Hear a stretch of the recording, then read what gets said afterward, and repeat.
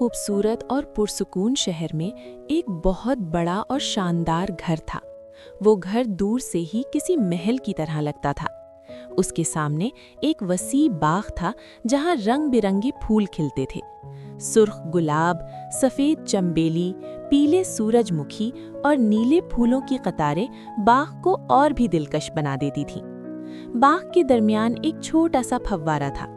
उस फव्वारे से ठंडा पानी ऊपर उछलता और फिर नीचे गिरता था। इस पानी की आवाज़ इतनी प्यारी लगती थी कि अक्सर चिड़ियां वहां आकर बैठ जाती थीं और खुशी से चहचहाती थीं।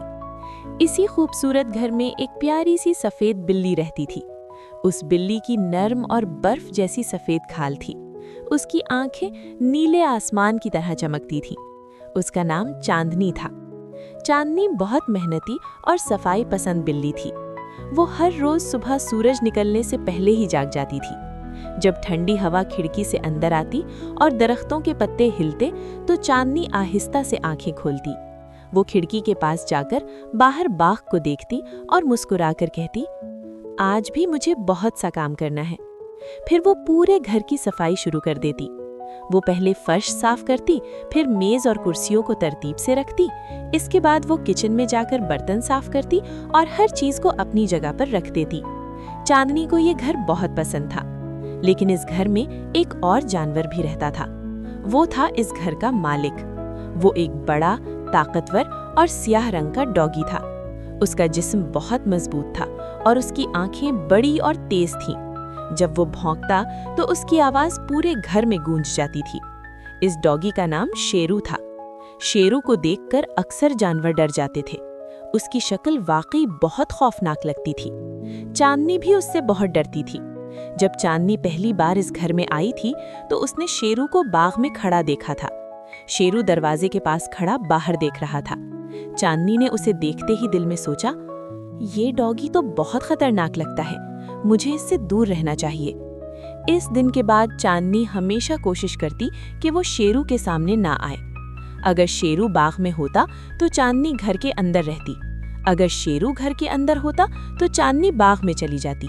वो हमेशा आहिस्ता आहिस्ता चलती ताकि शेरू को पता न चले। कभी कभी रात के वक्त जब सब कुछ खामोश होता तो चांदनी को बाग से शेरू की भौंकने की आवाज सुनाई देती। भाऊं भाऊं।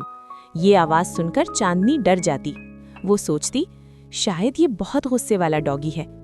एक दिन सुबह का वक्त था। चांदनी किचन में बर्तन साफ कर रही थी। वो आहिस्ता आहिस्ता एक गाना भी गा रही थी।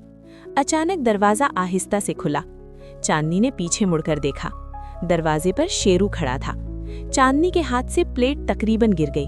वो फौरन डरकर मेज के पीछे छुप गई। उसका दिल तेजी से धड़कने लगा। वो आहिस्ता से बोली, ओ नहीं, शेरू यहाँ आ गया।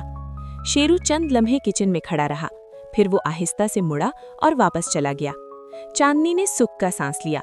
वो सोचने लगी, शुक्र है इसने मुझे नहीं देखा। इस दिन के बाद भी चांदनी शेरू से डरती रही। कभी कभी वो बाग में बैठकर फूलों को देखती और दिल में सोचती, काश ये डॉगी इतना खौफनाक न होता। वक्त गुजरता गया। एक शाम सूरज गुरूब होने वाला था। आसमान नारंगी और गुलाबी रंगों से भर गया था। चांदनी बाग में अकेली बैठी थी। इसी वक्त बाग के दरवाजे के पास झाड़ियों में कुछ हरकत हुई।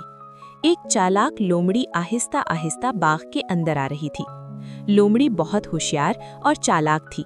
उसकी आंखों में शरारत थी।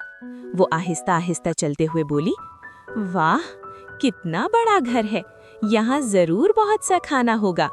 चांदनी ने लोमड़ी को देख लिया। वो फौरन डर गई। उसने पहले कभी लोमड़ी को इतना करीब नहीं देखा था। चांदनी आहिस्ता से बोली, ये कौन है? लोमड़ी ने चांदनी को देख लिया। वो मुस्कुराकर बोली, ओह, यहाँ तो एक छोटी बिल्ली भी है। चांदनी पीछे हटने लगी। लोमड़ी आहिस्ता आहिस्ता उसकी तरफ बढ़ने लगी। लोमड़ी ने कहा, आज तो मुझे बहुत मजा आएगा। चांदनी का दिल जोर जोर से धड़कने लगा। वो भागना चाहती थी मगर उसके पांव जैसे जमीन से चिपक गए थे। इसी वक्त अचानक एक जोरदार आवाज आई, भाऊं भाऊं। ये शेरू था। शेरू तेजी से बाग की तरफ दौड़ता हुआ आ रहा था। उसकी आंखें गुस्से से चमक रही थीं। लोमड़ी घबरा गई। शेरू ने जोर से भौंकते हुए कहा, ये घर छोड़ दो। लोमड़ी फौरन मुड़ी और भागने लगी। शेरू उसके पीछे दौड़ा। लोमड़ी बाघ के दरवाजे से बाहर निकल गई और जंगल की तरफ चली गई। बाघ दोबारा खामोश हो गया। चांदनी अभी भी हैरत से खड़ी थी। शेरू आहिस्ता आहिस्ता वापस आया। चांदनी ने उसे देखा और आहिस्ता से बोली, तुमने मुझे बचा लिया? शेरू ने नर्म आवाज में जवाब दिया, मैं इस घर की हिफाजत करता हूँ और यहाँ रहने वालों की भी। चांदनी की आंखों में आंसू आ गए। वो शर्मिंदा होकर बोली, मुझे लगता था तुम बहुत गुस्से वाले हो। शेरू ने मुस्कुराकर कहा, कभी कभी शक्ल खौफनाक होती है मगर दिल नहीं। चांदनी आहिस्ता से हंस पड़ी। इस दिन के बाद चांदनी को शेरू से कोई डर नहीं रहा। अब वो अक्सर बाग में उसके साथ बैठकर फूलों को देखती थी। चिड़िया ऊपर दरख्तों पर बैठकर गाना गाती थी और ठंडी हवा चलती थी। वो खूबसूरत घर अब पहले से ज्यादा खुशियों से भर गया था। सबक, हमें किसी को सिर्फ उसकी शक्ल देखकर नहीं परखना चाहिए। कभी कभी जो हमें खौफनाक लगते हैं वही असल में हमारे मुहाफिज होते हैं।